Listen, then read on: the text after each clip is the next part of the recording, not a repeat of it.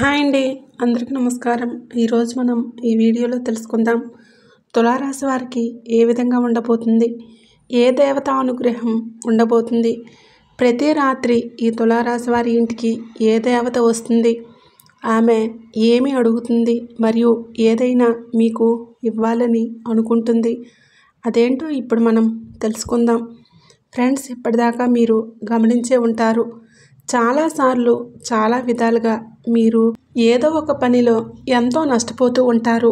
కానీ చివరి దశలో వచ్చేటప్పటికి మీరు ఏదో ఒక మార్గం ఎంచుకొని మరింత నష్టపోకుండా మిమ్మల్ని మీరు కాపాడుకుంటున్నారు. అది ఎందువలన అంటే ఆ దేవత అనుగ్రహం ఉండటం వలనే మీకు ఈ విధంగా జరుగుతుంది. అయితే ఈ దేవత మిమ్మల్ని ఒక్కటి అడుగుతుంది. అలాగే మీరు కానీ ఆ పని చేస్తే మీకు ఎన్నో రకాలుగా ఏదో ఒక విధంగా సహాయపడుతూ మిమ్మల్ని కరుణించాలని చెప్పి చూస్తుంది. అయితే ప్రతిరోజు రాత్రి మీ ఇంటికి ఏ దేవత వస్తుంది, మీ ఇంటిని కాపాడుతుంది. మరి అప్పుడు మీరు ఏం చేయాలి, ఇలా ప్రతి ఒక్కటి కూడా చాలా క్లియర్గా ఇప్పుడు మనం ఈ వీడియోలో తెలుసుకుందాం. ప్రతిరోజు అర్ధరాత్రి పూట మీరు పడుకున్న తర్వాత ఈ దేవత మీ ఇంటికి వస్తుంది. మీ ఇంటి చుట్టుప్రక్కల ఉన్న పరిశీలిస్తూ తాను ఎంతో చక్కగా దర్శనమిస్తుంది. అయితే మీకు చాలా రోజుల నుంచి ఈ విషయం తెలియక మీరు ఏంటా అని చెప్పేసి అనుకుంటున్నారు. ఇక దీంతో పాటు ఆ ఇద్దరు మనుషులు ఎవరైతే ఉన్నారో వాళ్ళు మీ జీవితంలో ప్రతి ఒక్క పనిని చెడిపోవడానికి, మీ జీవితంలో ఎంతో కొంత నష్టానికి కారణమయ్యే వాళ్ళు వీరిద్దరే. వాళ్ళ పేర్లు ఏ అక్షరంతో స్టార్ట్ అవుతుందో అది కూడా ఈ వీడియోలో తెలుసుకుందాం. మీరు ఆ ఇద్దరు మనుషులతో ఎంత జాగ్రత్తగా ఉంటే అంత మంచిది. మీ లైఫ్ని కంప్లీట్గా పాడు చేసేది మాత్రం వీరిద్దరే. అయితే వీరికి ఇంత చనువు రావడానికి కారణం కూడా మీరే. ఎందుకు అంటే మీరు వీరిని మరింతగా నమ్మేస్తూ ఉంటారు. ఎంత నమ్ముతారంటే మీ లైఫ్లో జరిగే ప్రతి ఒక్క విషయాన్ని మీరు ఎంతో క్లియర్గా వీరికి ప్రతి ఒక్కటి పోసగుచ్చినట్లు చెప్తూ ఉంటారు. వీళ్ళతో మీరు ఇంతకుముందు కూడా చాలా విధాలుగా నష్టపోయే ఉన్నారు. అయినా కూడా మీరు జాగ్రత్త పడకుండా వీళ్ళు కాస్త వచ్చి మీ దగ్గరికి మాయమాటలు చెప్పగానే, కాస్త ఏడవగానే వెంటనే మళ్ళీ మీరు వీరిని నమ్మటం మొదలు పెట్టేస్తున్నారు. దాని మూలాన మిమ్మల్ని మళ్ళీ మళ్ళీ మోసం చేయడానికి అవకాశం వీరికి కలుగుతుంది. ఇప్పటిదాకా మీరు ఎంతో కష్టపడి ఉంటారు. మీరు ఎంతో శ్రమదానం చేశారు. మీరు ఎంత కష్టపడి ఎంత ముందుకు వెళ్ళాలని కూడా మళ్ళీ మళ్ళీ చివరి దశలోకి వెళ్ళేటప్పటికీ ప్రతి ఒక్క పని ఏదైతే ఉందో అది నష్టానికే దారి చూపించింది. దానికి కారణం కూడా వీరిద్దరే. వీరు ఎవరో కాదు, బయట వాళ్ళు అంతకన్నా కాదు. బయట వాళ్ళకి మన గురించి అంతగా తెలియదు. మీకు ఎక్కువగా తెలిసిన వాళ్ళు ఇటువంటి పనులు చేస్తూ ఉంటారు.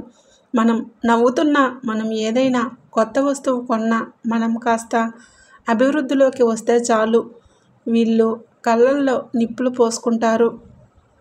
ఏదో ఒక విధంగా మిమ్మల్ని కించపరచాలని చెప్పేసి, మీరు బాధలో ఉంటే చూసి నవ్వాలని చెప్పేసి ఎదురు చూస్తూ ఉంటారు. వీళ్ళు ఎప్పుడూ కూడా మీ చుట్టుప్రక్కలే ఉంటారు. కానీ వీళ్ళ గురించి మీకు అవగాహన లేకపోవడంతో మీరు మరింతగా వీరిని నమ్మేసి ప్రత్యేక విషయాలకి ప్రతి ఒక్క విషయాన్ని మీరు ఇట్టే వారికి తెలియజేస్తున్నారు. దానిని అవకాశంగా తీసుకుని ప్రతి ఒక్కటి మీకు రివర్స్ ప్లాన్ వేసుకొని వాళ్ళ ప్లాన్లో వాళ్ళు సక్సెస్ కూడా అవుతున్నారు. కాబట్టి మీరు ఎప్పుడూ కూడా ఏ పని చేయాలనుకున్నా, మీరు ఏ డెసిషన్ తీసుకోవాలని అనుకున్నా మీరు మాత్రం ఎప్పుడూ కూడా ఎవరితోనూ దీని గురించి డిస్కస్ చేయకండి. ఆ పని జరిగిన తర్వాత వేరే వాళ్ళకి తెలియజేసేలాగా ఉండండి. అయితే మొట్టమొదటి అక్షరం కలిగిన ఆ పేరు ఏంటి అంటే ఎస్ అక్షరంతో ఎవరి పేరైతే ఉంటుందో వాళ్ళు ఎప్పుడు చూసినా కూడా ఎక్కువ శాతంగా జెలసీ ఫీలింగ్తో ఉంటారు. వాళ్ళు ఎప్పుడూ కూడా బయటికి వేరే వాళ్ళకి ఎంతో సానుభూతి చూపిస్తున్నట్లుగా ఉంటారు. కానీ వాళ్ళు చేయాల్సిన పనులన్నీ చాలా సైలెంట్గా చేసుకుంటూ పోతారు. వీరు ఎప్పుడూ కూడా మనతో కలిసి ఉన్నట్లుగానే కనిపిస్తారు. బట్ ఎప్పటికప్పుడు వాళ్ళు వాళ్ళ దారిని వేరుగానే ఎంచుకుంటూ ఉంటారు. కాబట్టి మీ జీవితంలో కూడా ఇటువంటి వాళ్ళు ఎవరైనా ఉంటే వారితో తస్మాత్ జాగ్రత్తగా ఉండండి. కొన్ని బంధాలు ఉంటాయి, అవి మనకి పుట్టుకతోనే వస్తాయి. తల్లి, చెల్లి, అలాగే భార్య వీరు ఉంటారు. ఇటువంటి వాళ్ళు ఎప్పుడూ కూడా మన గురించి తప్పుగా ఆలోచించరు. కానీ ఇది కలికాలం. కలికాలంలో పాజిటివిటీ లేదు. కాబట్టి ఏది కూడా జరగదు అనుకోవడానికి లేదు. ఇది ఎలా జరుగుతుంది అని అనుకునేవి కూడా జరుగుతూ ఉంటాయి. కాబట్టి ఇలాంటి పేరు కలిగిన వాళ్ళు మీ లైఫ్లో ఎవరైనా ఉంటే వాళ్ళతో కాస్త జాగ్రత్తగా ఉండండి. దాన్ని కాస్త గమనించుకుంటే మీకే ప్రతి ఒక్కటి చాలా క్లియర్గా అర్థమైపోతుంది. ఇక రెండో అక్షరం వచ్చేసరికి వి.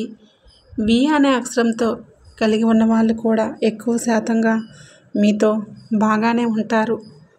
వాళ్ళు ఎప్పుడూ కూడా మిమ్మల్ని నమ్మించి మోసం చేస్తూ ఉంటారు. ఇటువంటి వాళ్ళతో ఎప్పటికీ కూడా మీరు జాగ్రత్తగా ఉండాలి.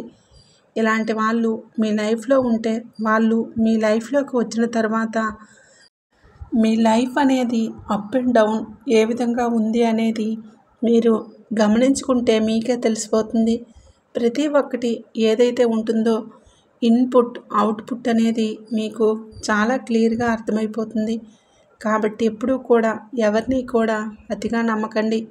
వాళ్ళతో ఎంతవరకు ఒక లిమిట్ అనేది ఉంటుంది, ఆ లిమిట్ని మెయింటైన్ చేస్తే సరిపోతుంది. ఇక ఫ్రెండ్స్, ఎవరు ఆ దేవత? ఎప్పటి నుంచో ఆ దేవత మిమ్మల్ని అనుగ్రహిస్తుంది అంటే మిమ్మల్ని చాలా రోజులుగా, అంటే దాదాపు 10 సంవత్సరాల నుంచి తను మీ మీద కటాక్షం చూపిస్తూనే ఉంది. మీ ఇంటికి వస్తూనే ఉంది. దీనికి సంబంధించిన కొన్ని సిమ్టమ్స్ ఏంటి అంటే మీకు బ్రహ్మ ముహూర్తంలో నిద్ర మెలకువ వస్తుంది. గమనించుకున్నారా లేదా? పడుకొని ఉండగా ఒక్కసారి కాదు, 2 సార్లు కాదు, ప్రతిసారి మీకు బ్రహ్మ ముహూర్తంలో మెలకువ అనేది వస్తుంది. అంటే ఆ దేవత మీకు ఇది ఒక సూచనలాగా చూపిస్తుందన్నమాట. ఆ సమయంలో మీరు కానీ ఆ దేవుణ్ణి స్మరించుకుంటూ చక్కగా పూజలు చేసుకుంటూ ఉంటే మీకు మరింత అనుగ్రహం అనేది కలుగుతుంది. ఎప్పుడూ కూడా మనకి బ్రహ్మ ముహూర్తంలో కానీ పదే పదే మెలకువ వస్తుంది అంటే ఏదో ఒక దైవశక్తి మనతో పాటు ఉంటుంది. కాబట్టే అటువంటి వారికి అటువంటి అనుభూతి చెందుతూ ఉంటారు. మీరు ఎక్కువ శాతంగా గుడికి వెళ్తున్నట్లు, ఎక్కడో తీర్థస్థలానికి వెళ్తున్నట్లుగా కలలు వస్తున్నాయా? ఇది కూడా మరొక సూచన. అయితే సాక్షాత్తు ఆ దుర్గాదేవి అనుగ్రహం మీ మీద ఉంది. మీరు అమ్మవారిని పూజించడం చాలా టైం నుంచి ఆపేశారు. మీకున్న కష్టాల్లోనే మీరు ఎంతసేపటికి దాంట్లో మునిగిపోయి ఉన్నారు. కానీ మనసు పూర్తిగా తనని స్మరించుకోవట్లేదు. కాబట్టి మనస్ఫూర్తిగా ఆ దేవతని స్మరించుకుంటూ తనకి నేతితో దీపారాధన చేసుకుంటూ దుర్గాష్టమి స్తోత్రాన్ని జపించు వింటూ ఉంటే సరిపోతుంది. అమ్మవారు మిమ్మల్ని మరింతగా ఏమీ కోరట్లేదు. మీరు వీలైనంత త్వరగా మీ కర్మల్ని ఎంత బాగా ఉంచుకుంటే ఆ కర్మ మీకు రిటర్న్లో వస్తుంది. మనం చేసే పనులు బట్టి మనకు కూడా దేవతా అనుగ్రహం అనేది ఉంటుంది. మనం అవతల వాళ్ళకి వీలైనంత సహాయం చేయగలిగితే మనకు కూడా ఆ మంచి అనేది జరుగుతుంది. ఏదో ఒక రూపంలో దాని ఫలితం మనకి కలుగుతుంది. కాబట్టి ఎప్పుడూ కూడా ఎవరికీ కూడా మీరు అన్యాయం చేయాలని చెప్పేసి ఆలోచించకండి. మనం అవతల వాళ్ళు ఎంత బాగుండాలని కోరుకుంటే మనకు కూడా అంతే మంచి జరుగుతుంది. సో మీ దగ్గరలో ఉన్న దుర్గాదేవి గుడికి వెళ్ళి చక్కగా దండం పెట్టుకోండి, సరిపోతుంది. మనస్ఫూర్తిగా ప్రదక్షిణలు చేసుకోండి. అలాగే మీ ఇంట్లోకి ధనాకర్షణ బాగా పెరగాలంటే మీ ఇంట్లో 4 చోట్ల పాటించాల్సిన ముఖ్యమైన విధి విధానాలు ఏంటో ఈ వీడియోలో మనం తెలుసుకుందాం. మీ ఇంట్లోకి డబ్బు ఆకర్షణ బాగా పెరగాలంటే, విపరీతంగా ధనాదాయం పెరగాలంటే మీ ఇంట్లో 4 చోట్ల ప్రత్యేకమైనటువంటి సూచనలు పాటించాలి. మొట్టమొదటిది గుమ్మం, రెండవది వంటగది, మూడవది బీరువా, నాలుగవది పూజా మందిరం. ఈ 4 చోట్ల 4 ప్రత్యేకమైనటువంటి సూచనలు పాటించినట్లయితే మీ ఇంట్లోకి ధనాకర్షణ విపరీతంగా పెరుగుతుంది. ఈ 4 చోట్లలో మొట్టమొదటి చోటు ఇంటి గుమ్మం. ధనాకర్షణ బాగా పెరగాలంటే ఇంటి గుమ్మం దగ్గర ఏం చేయాలి? ఏదైనా శుక్రవారం రోజు ఒక పసుపు రంగు గుడ్డ తీసుకొని 100 గ్రాముల నవధాన్యాలు అందులో ఉంచి మూట కట్టి ఆ మూటను గుమ్మం లోపల వైపు వేలాడదీయాలి. శుక్రవారం రోజు ఎవరైతే ఇలా 100 గ్రాముల నవధాన్యాలు పసుపు రంగు గుడ్డలో మూట కట్టి గుమ్మం లోపల వైపు వేలాడదీస్తారో ఆ మూట ప్రభావం వలన వారి గుమ్మంలోకి ధనాకర్షణ పెరుగుతుంది. ఆ తర్వాత రెండవది వంటగది. వంటగదిలో ఏం చేయాలంటే శుక్రవారం రోజు ఉదయం 6 గంటల నుంచి 7 గంటల మధ్య ప్రాంతంలో, మధ్యాహ్నం 1 గంట నుంచి 2 గంటల మధ్య ప్రాంతంలో, రాత్రి 8 గంటల నుంచి 9 గంటల మధ్య ప్రాంతంలో ఈ 3 సమయాలను శుక్రహోరాలు అనే పేరుతో పిలుస్తారు. శుక్రవారం రోజు ఈ శుక్రహోరాలు ఉన్న టైంలో మీ వంటగదిలో ఒక పళ్ళెం ఉంచి ఆ పళ్ళెంలో దొడ్డు ఉప్పును పోసి దాని మీద ఒక పసుపు కొమ్ము ఉంచాలి. ఇలా చేస్తే ఇంట్లోకి ధనాకర్షణ విశేషంగా పెరుగుతుంది. అంటే శుక్రవారం ఉదయం 6 గంటల నుంచి 7 గంటల మధ్యలో వంటగదిలో ఒక పళ్ళెంలో దొడ్డు ఉప్పును పోసి దాని మీద పసుపు ఉంచాలి. మళ్ళీ మధ్యాహ్నం 1 గంట నుంచి 2 మధ్యలో, మళ్ళీ రాత్రి 8 గంటల నుంచి 9 గంటల మధ్యలో అలా చేయాలి. శుక్రవార టైంలో ఇలా ఉంచితే విశేషంగా ఇంట్లోకి ధనాకర్షణ పెరుగుతుంది. ఏ మూలైనా సరే ఈ విధానం పాటించుకోవచ్చు. మర్నాడు శనివారం ఆ పళ్ళెంలో ఉన్న దొడ్డు ఉప్పు, పసుపు కొమ్ములు ఎవరూ తొక్కని చోట వేసేయాలి. అంటే చెట్టు మొదట్లో వేయాలి. ఇది ధనాకర్షణ పెరగడానికి వంటగదిలో పాటించాల్సిన అద్భుతమైన సూచన. ఆ తర్వాత మూడవది బీరువా. ధనాకర్షణ బాగా పెరగాలంటే బీరువాలో మీరేం చేయాలంటే ఒక తెలుపు రంగు వస్త్రం లేదా పసుపు రంగు వస్త్రం తీసుకుని అందులో కొద్దిగా పచ్చకర్పూరం, కొన్ని యాలకులు వేసి మూటగట్టి బీరువాలో ఉంచాలి. ఎవరి ఇంట్లో అయితే బీరువాలో పచ్చకర్పూరం, యాలకులు కట్టినటువంటి మూట ఉంటుందో ఆ ఇంట్లోకి ధనాకర్షణ విపరీతంగా పెరుగుతుంది. ఇక నాలుగవది పూజగది. పూజగదిలో ఏం చేయాలంటే పూజ మీరు పూర్తి చేసుకున్నాక పచ్చిపాలు నైవేద్యం పెట్టి, మీరు ఏ దేవుడికి పూజ చేసినా, లక్ష్మీదేవికి పూజ చేసినా ఖచ్చితంగా పెట్టాల్సిన నైవేద్యం ఏమిటంటే పచ్చిపాలు.